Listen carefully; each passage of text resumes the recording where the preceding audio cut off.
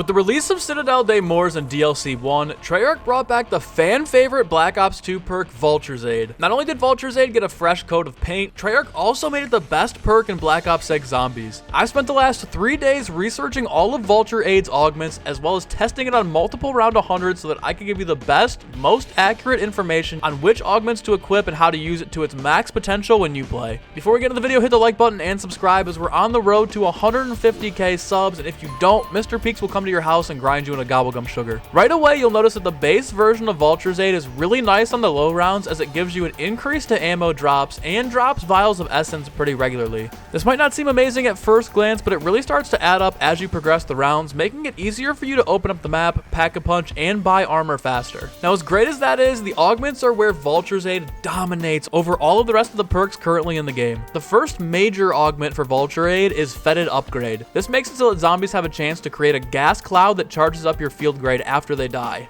This is super cool and harkens back to the original version of Vulture Aid, and it does help charge your field upgrade a little bit faster. However, I don't think you should run this one because there are a lot of other things that can help speed up the charge of your field upgrades, such as the Speed Cola augments or even gobblegums such as Arsenal Accelerator. The second major upgrade is called Smell of Death, and this basically makes Vulture Aid exactly how it worked in Black Ops 2. Smell of Death creates a gas cloud from the zombies after they die that when you stand in it will hide you from all the zombies and give you a temporary little boost to chill.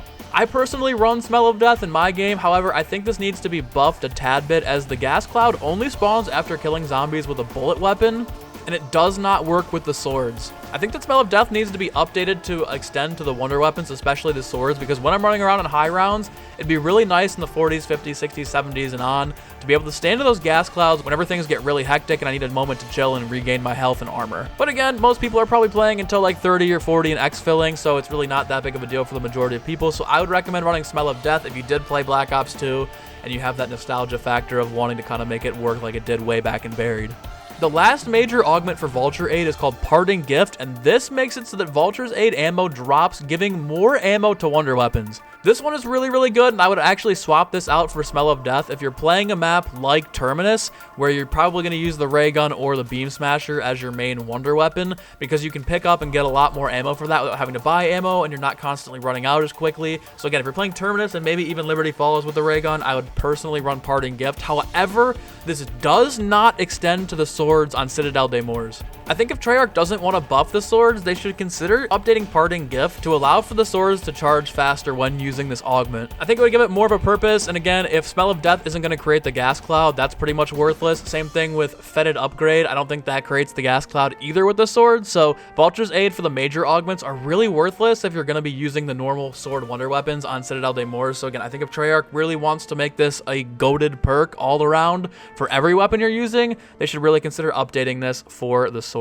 Now, the minor augments I think are arguably better than the major augments here. We have Condor's Reach, Carry-On Luggage, and Picky Eater. Starting at the top with Condor's Reach, this will make it so that you auto pick up loot from farther away. This one's really good on Citadelle de Morts because the whole map is really tight, close quarters, and it might be hard to kind of run through and get every single piece of ammo or armor or salvage drop or whatever you're trying to pick up. This makes it a little bit better, so you don't have to worry about having to go back for stuff or really fret. You're kind of just picking up things from farther distance. With Carry-On Luggage, critical kills have a chance to drop extra salvage. Now, I would run Carry-On Luggage 100% if you're only playing until round 30 or 40. This is the best augment right now in the game because when you get those headshots, especially if you're doing camo grinding, you're going to be ripping a ton more salvage. I would highly recommend running Carry-On Luggage if you're just playing the game for fun with your friends, or you're just trying to get to 30 or 40, or even going for the boss fight. Carry-On Luggage is super OP if you're using a bullet weapon.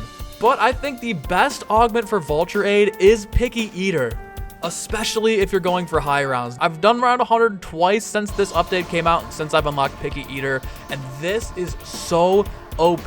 Treyarch, please, if you're watching, don't nerf this. It doesn't need a nerf. You have to be really good and play strategically in order for this to work properly, but it's so good on high rounds. Picky Eater makes it so that when zombies die, they have a higher chance of dropping your current equipment. Now, it's really good if you're using monkey bombs or Casimirs. This is where it absolutely shines, because with whatever bullet weapon and even score streaks, they will drop you your equipment, which is so good. Like I said, so on high rounds, you can basically go into a mutant injection. You'll have a much higher rate almost every single time you use a mutant injection, or you just kill off a horde with a bullet weapon. You'll drop 1 or 2 Casimirs as long as you have them equipped in your actual inventory. Now again, this won't just randomly drop Casimirs a ton if you don't have them equipped. You have to have them actually picked up and in your inventory for it to drop at a higher rate. I don't have official confirmation of this next part, but from my estimation, from what I've seen in my game, or at least the way that it feels to me, is that if you have a mutant injection equipped and you haven't used it, it's just there idle in your inventory, they have a higher drop rate as well. I'm not 100% sure on this. I don't have like statistical data to back it up. I'm just going based on the eye test over the 2 round 100 runs that I've done. It seems like when I'm holding one, I have a higher chance of killing an amalgam or killing a doppelgast and it dropping a mutant injection too. Now this is really, really good, especially in the high rounds, because you can actually maintain your salvage level as you get into the higher rounds, as opposed to having to do a huge strategy to rack up salvage, go into a high round strategy with a mutant injection, and then run out as soon as you're done, go back to racking up the salvage. You can maintain your salvage if you play your cards right. The way I've been doing this, and again, Treyarch, please, there's no need to nerf this. You really have to lock in on a strategy here. This isn't as easy or nearly as easy as the original high round strat where you can just spam mutant injection. The way I've been doing this is that at the start of a round, I've thrown the Casimir grenade to get through a good portion of the round, drop extra salvage, drop ammo, drop armor, whatever I need.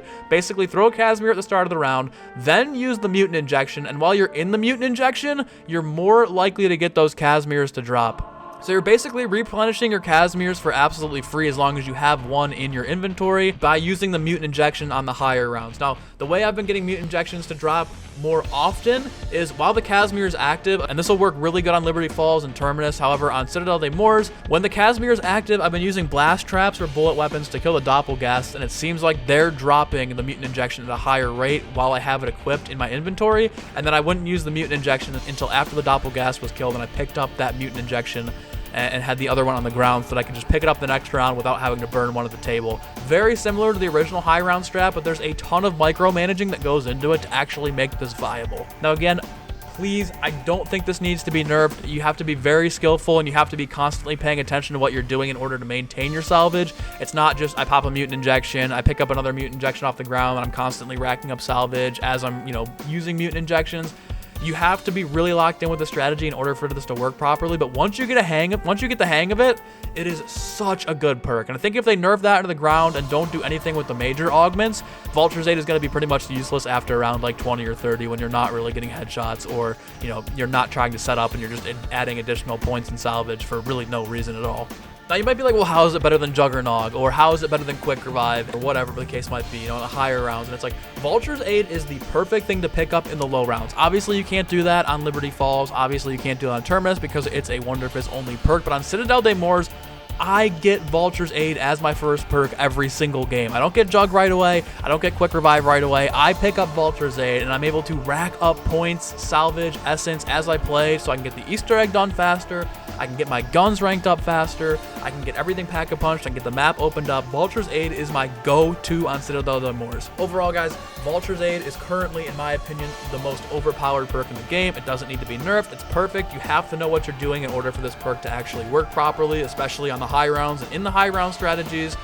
I am in love with Vulture's Aid. I'm so glad they brought it back. They did an excellent job with the perk rebrand in terms of the icon and the machine itself. It looks so dope. It's in the perfect spot on Citadelle de Moors. I pick it up every game, first perk. I'm running right to the Vulture's Aid machine to help me level up, help me get through the map, help me do the Easter egg a lot more. Let me know what you got a lot faster. Let me know what you guys think of Vulture's Aid in the comments below. If you've used it yet, if you've researched all the augments, where would you guys rank this amongst all the perks? Hope you have a good rest of your day. Make sure to stay safe. Make sure to stay hydrated. Peace.